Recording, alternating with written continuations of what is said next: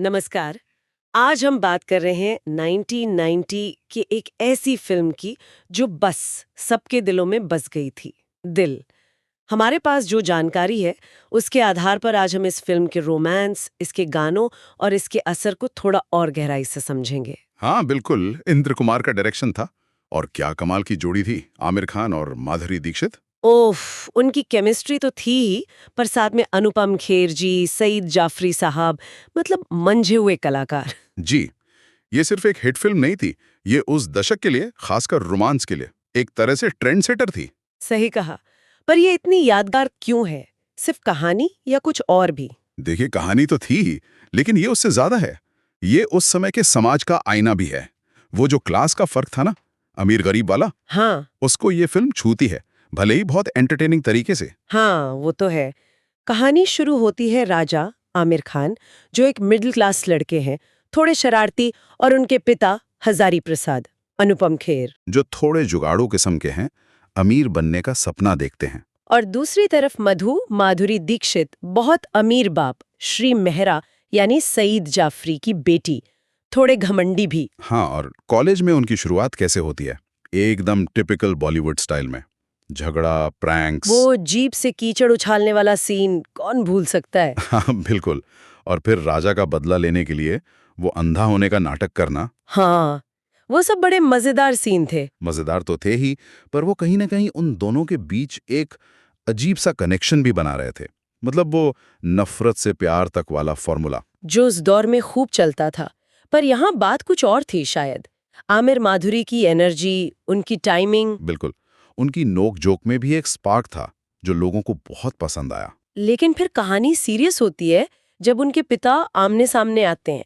हजारी प्रसाद का वो झूठ बोलना हाँ। कि वो बहुत अमीर है, और श्री मेहरा का अपनी क्लास का वो घमंड। तो वो टकराव सिर्फ दो लोगों का नहीं रह जाता। नहीं, वो दो अलग दुनियाओं का, दो अलग सोच का टकराव बन जाता है। यही फिल्म थोड़ी सी गहरी होती है। और फिर वो सगाई में झूठ का पर्दाफाश होना, बड़ा ड्रामेटिक मोमेंट था। जी। और वो दिखाता है कि उस टाइम समाज में पैसे और रुतबे को लेकर कितना दबाव था। मतलब हजारी प्रसाद का झूठ कहीं ना कहीं उस दबाव से भी जुड़ा था। ये बात तो है। पर इस सारे टेंशन और ड्रामे के बीच एक चीज जो फिल्म को उठाती है वो है इसका संगीत। ओहो, संगीत तो इसकी जान है। आनंद मिलिंद का म्यूजिक और समीर के बोल, क्या कॉम्बिनेशन था। आज भी वो गाने उतनी ही फ्रेश लगते हैं। मुझे नींद ना आए। मुझे चैन ना आए, वो तो जैसे नेशनल एंथम बन गया था उस टाइम। हाँ, और ओ प्रिया प्रिया, कितना मेलोडियस था। एकदम। उदित नारायण और अनुराधा पौडवाल की आवाजों ने जादू कर दिया था। ये गाने सिर्फ फिलर नहीं थे, वो कहानी को आगे बढ़ाते थे, इमोशंस को दिखाते थे। बिल्कुल, और शायद इसी वजह से फिल्म इतनी बड़ी हिट हुई। 1990 की सबसे कमाऊ फिल्मों में से एक थी ये। हाँ, और एक और बात, माधुरी दीक्षित को इसी फिल्म के लिए उनका पहला film fair best actress award मिला था। अच्छा। हाँ, ये उनके करियर का एक बहुत बड़ा टर्निंग पॉइंट था। निश्चित रूप से। और अगर हम थोड़ा और बड़े पैमाने पर देखें तो दिल की कामयाबी ने ना बॉलीवुड में रोमांटिक ड्रामा का रास्ता और पक्का कर दिया।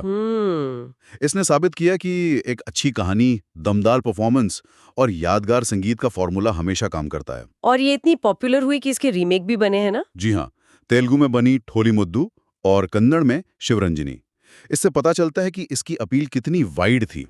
ये सही मायनों में 90s बॉलीवुड रोमांस का एक सिंबल बन गई। तो मतलब सब कुछ मिला के देखे तो दिल एक कंप्लीट पैकेज थी। रोमांस, कॉमेडी, ड्रामा, इमोशन और जबरदस्त गाने। हाँ, एक परफेक्ट मसाला एंटरटेनर। बॉक्स ऑफिस पर तो सफल हुई ही, इसने अपने एक्टर्स के करियर को भी नई ऊंचाइयां दी। बिल्कुल। और ये फिल्म ना जाते जाते एक सवाल भी छोड़ जाती है। वही पुराना सवाल, क्या प्यार सच में समाज की बनाई इन दीवारों को, अमीरी गरीबी के फर्क को मिटा सकता है? ये सवाल तो शायद आज भी उतना ही जरूरी है। हाँ, और सोचने वाली बात यह है कि क्या आज की फिल्में इस सवाल को उतनी ही मासूमियत और क्या कहते हैं, शिद्दत से उठा पाती हैं जैसे दिल ने उठाया था।